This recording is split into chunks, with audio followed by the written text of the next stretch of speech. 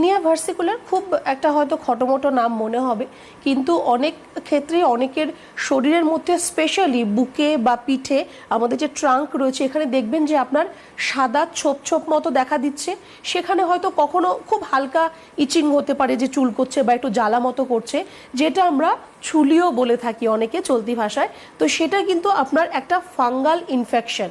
আমাদের বডির মধ্যে, শরীরের মধ্যে, স্কিনের মধ্যে যখন এরকম ফাঙ্গাল ইনফেকশন হয়, যেটা আপনার শরীরের যে নর্মাল যে স্কিন কালার আছে তার থেকে একটু ডিফারেন্ট হয়ে যায়, একটু সাদা ছোপ ছোপ মতো দেখা দেয় বা একটু ডার্ক কমপ্লেক্সন, একটু ছোপ ছোপ মতো দেখা দিচ্ছে, সেখানে খুব হালকা হয়তো একটু ইচিং হচ্ছে, এই সমস্যাটাকে আমরা টিনিয়া ভার্সিকুলার বলে থাকি বা চলতি ভাষায়, বাংলা ভাষায় ছুলি আমরা বলে থাকি। খুব ছোট বাচ্চাদের মধ্যেও কিন্তু দেখা দেয়, মুখের মধ্যে স্পেশালি মুখের বা সারা শরীরের মধ্যে ছোট ছোট সাদা সাদা ছোপ ছোপ মতো থাকে। আস্তে আস্তে সেটা যত বড় হতে থাকে সেটা কিন্তু আস্তে আস্তে ঠিক হয়ে যায়, সেটার কোনো সমস্যা করে না।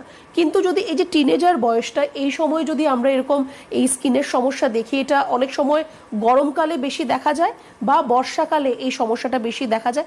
আস্তে আস্তে এখন শীত চলে যাচ্ছে, গরম আস্তে আস্তে চলে আসবে, তো অনেকের ক্ষেত্রেই দেখবেন যে গরমকালে এরকম স্কিনের কালারটা চেঞ্জ হয়ে যাচ্ছে, সাদা ছোপ ছোপ মতো হচ্ছে। সেটা হয়তো আপনার কয়েক সপ্তাহ থেকে কয়েক মাস অবধি থাকবে, আবার সেটা হয়তো আপনার ট্রিটমেন্ট যদি আপনি ঠিকঠাক করান ঠিক হয়ে যায়, পরবর্তী সিজনে আবার সেটা আপনার মধ্যে ঘুরে ঘুরে আসছে। তো এই যে বারে বারে ঘুরে ঘুরে যে আসছে, এই জিনিসটাকে আপনার স্টপ করতে হবে। আপনি তৎক্ষণাৎ ট্রিটমেন্ট করলেন, ট্রিটমেন্ট করার পর আপনার সেটা ঠিক হয়ে গেলো, সেটা তো খুব ভালো কথা, কিন্তু এটা যাতে সারা জীবনের জন্য ভালো হয়, এরকম না যে এই সিজনে ভালো হলাম, পরের সিজনে আবার সমস্যা এলো, আবার ট্রিটমেন্ট করলাম, এর যে জিনিসটা যাতে না হয়। যেহেতু ফাঙ্গাল ইনফেকশন, নিজেকে একটু পরিষ্কার পরিচ্ছন্ন রাখতে হবে।